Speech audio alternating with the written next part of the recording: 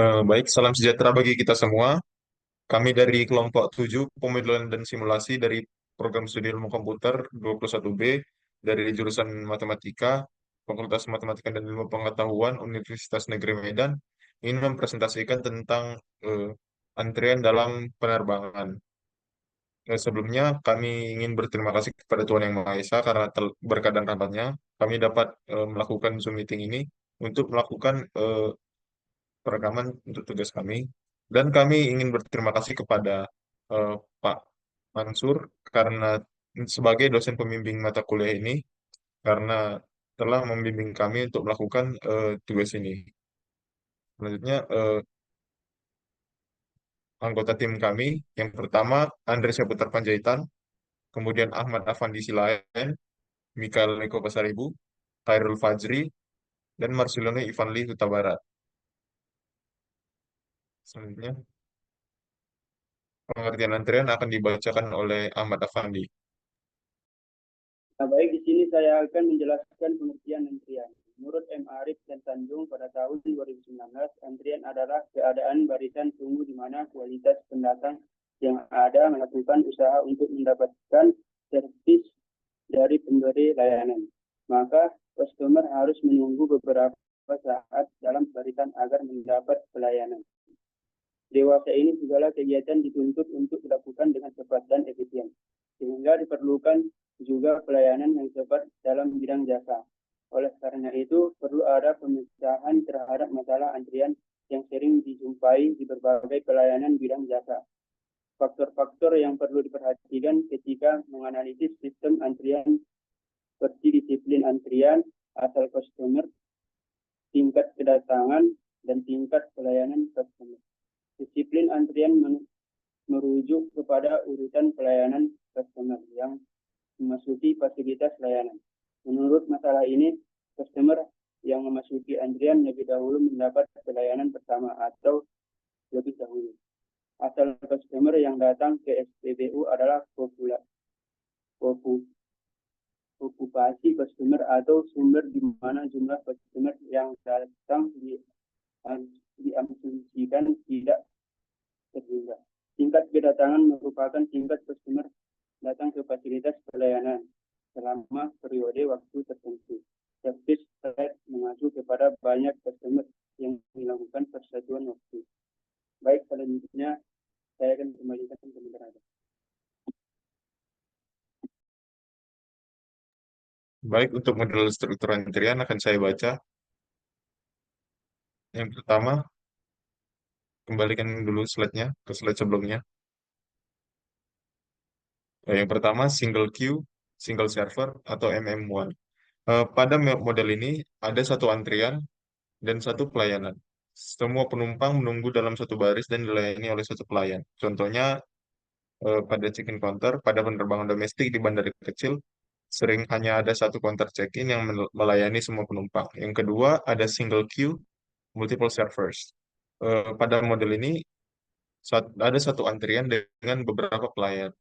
Penumpang menunggu dalam satu baris dan dilayani pelayan pertama yang tersedia. Contohnya, di check-in counter di bandara besar, biasanya ada satu antrian utama untuk check-in dengan beberapa counter yang melayani. Selanjutnya, multiple queues, multiple servers, multi-channel queues. Setiap pelayan memiliki antrian sendiri. Penumpang memilih salah satu antrian dan dilayani oleh pelayan di antrian tersebut. Contohnya, check-in counter di bandara besar. Setiap maskapai biasanya memiliki beberapa counter check-in masing-masing dengan antriannya sendiri. Yang keempat adalah priority queues. Dalam sistem ini, penumpang dikelompokkan menjadi prioritas yang dilayani berdasarkan tingkat prioritas mereka. Penumpang dengan prioritas lebih tinggi dilayani lebih dulu. Contohnya, boarding penumpang kelas bisnis atau pemegang kartu keanggotaan prioritas dilayani lebih dahulu sebelum penumpang kelas ekonomi. Selanjutnya, network of queues atau Jackson Network. Ini adalah model antrian yang lebih kompleks di mana ada beberapa antrian yang saling terkait. Penumpang bisa berpindah dari satu antrian ke antrian lainnya di dalam jaringan. Contoh, transit passengers, penumpang yang berpindah dari satu penerbangan ke penerbangan lain harus melewati beberapa tahap seperti imigrasi, pemeriksaan keamanan, dan boarding ulang. Yang selanjutnya adalah batch arrivals and service. Dalam beberapa sistem, penumpang tiba atau dilayani dalam kelompok atau batch, bukan satu persatu. Contohnya bus transfer, yaitu penumpang yang diangkut dalam kelompok besar dari terminal ke pesawat menggunakan bus. Yang selanjutnya ada finite population models. Model ini digunakan ketika jumlah maksimum penumpang dalam sistem terbatas. Ketika sistem sudah penuh, penumpang baru tidak bisa memasuki sistem sampai ada yang keluar. Contoh launch capacity, ruang tunggu VIP atau launch di bandara dengan kapasitas terbatas. Penumpang baru hanya bisa masuk jika ada tempat kosong. Selanjutnya ada customer walking and reneging. Dalam beberapa sistem, penumpang mungkin memutuskan untuk tidak memasuki antrian atau bulking jika antrian terlalu panjang, atau meninggalkan antrian setelah menunggu beberapa waktu atau reneging. Contohnya, check-in penumpang yang melihat antrian check-in terlalu panjang, mungkin memilih untuk menggunakan self-check-in kios atau mobile check-in. Baik, selanjutnya akan dibacakan oleh Andre. Baik, yang berikutnya tentang data. Data yang kami gunakan dalam penelitian ini adalah data antrian penumpang dalam penerbangan. Data ini dapat dari jurnal yang memiliki jumlah data sebanyak 1.495 data. Berikut adalah tampilan data kami yang dimana memiliki variabel nomor, air flight, S2, date, SCH departure, ACT departure, pas ID, departure date, dan departure time. Baik, saya kembalikan ke moderator.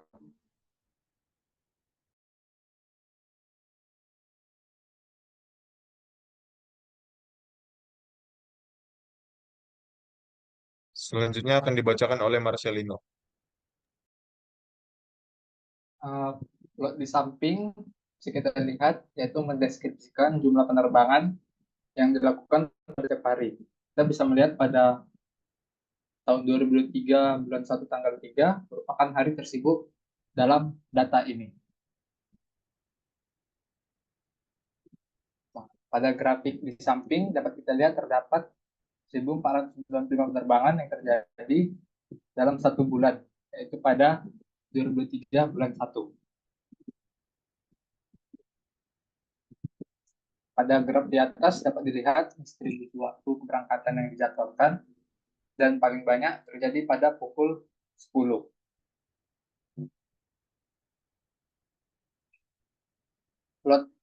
Plot ini menggambarkan waktu tunggu antrian setiap pelanggan.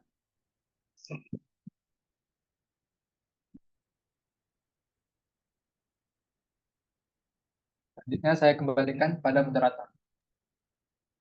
Baik, untuk kesimpulan akan dibacakan oleh Khairul Fajri.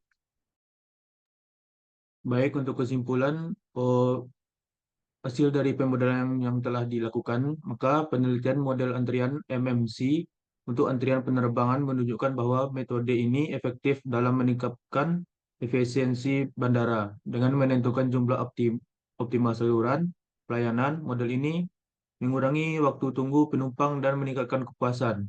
MMC juga menyeimbangkan biaya operasional dengan biaya terkait waktu tunggu, memungkinkan keputusan alokasi sumber daya yang lebih baik. Fleksibilitasnya mendukung adaptasi terhadap variasi volume penumpang, baik di waktu puncak maupun tidak sibuk. Secara keseluruhan, model MMC meningkatkan efisiensi operasional dan mengoptimalkan penggunaan sumber daya di bandara. Saya kembalikan kepada moderator.